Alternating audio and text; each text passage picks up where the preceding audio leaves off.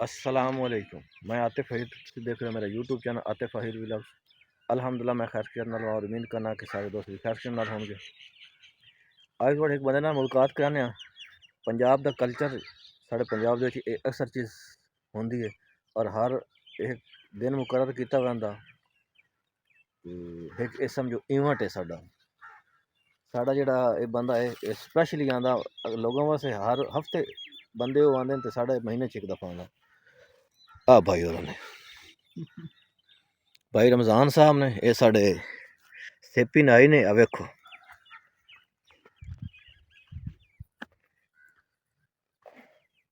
बाकी बड़े साल 12 दिहाड़े बनने को सौखा होना मतलब कि साल दे 12 दे महीने होंदे ना ते साल 12 दफ़े आंदे ने। इन्ना मजाक करदे पे हैं। भाई रमज़ान वेरी नाइस पर्सन ने।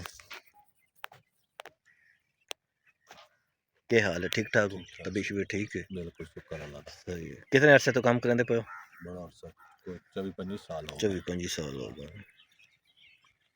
भाई रमज़ान में 24-25 साल तो काम कर रहे हैं तो ये यार पकाई का काम करें तो नाला है क्या कहते हैं इसनू शेव वाला है। मलक साहब जरूर वेखो ये मलक साहब दी उन्हें हुन शेव करनी है तो जरा सी तुहानू विखाने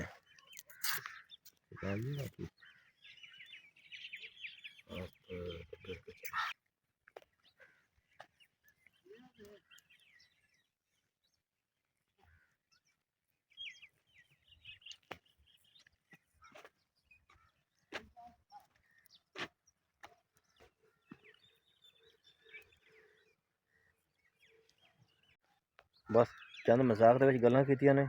एक विखाण का मतलब है कि साढ़े पंजाब का कल्चर होंदा ते इत्थे इक सेहत होंदी है वो हर हफ्ते नाई आंदे ने ते जेह्ड़े इत्थे दे लोग होंदे ने मतलब कि जेह्ड़े अपने सेपी होंदे ने उन्हां दी ओह् कटिंग हो गई या दाढ़ी शेव हो गई ओह् कर जांदे ने।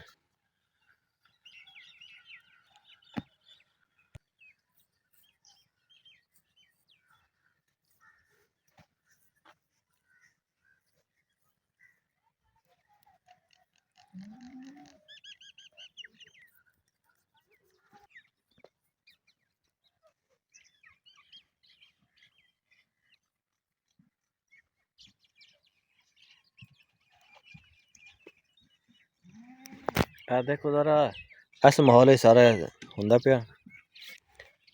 मार अली रजा बैठे जनाब मार साहब क्या हाल है? अल्हम्दुलिल्लाह ठीक ठाक है। शुक्र है। अच्छा शेव करवा लिए? हाँ जी अल्हम्दुलिल्लाह अच्छा कराया। खत करवाया हाँ हाजी साहब? जी सर।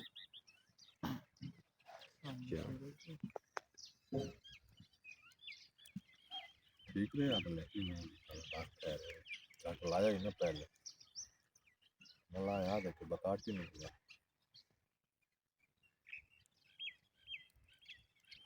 ये साड़ा छोटा जिहा विलाग आ जिहड़ा तुहानू असीं विखाया भाई रमज़ान जेह्ड़े साढ़े कोल आंदे ने इन्हां दे मुतलक ते असीं हुण चाहने थोड़ी सी इजाज़त मिलने अगले विलाग च। अल्लाह हाफिज़।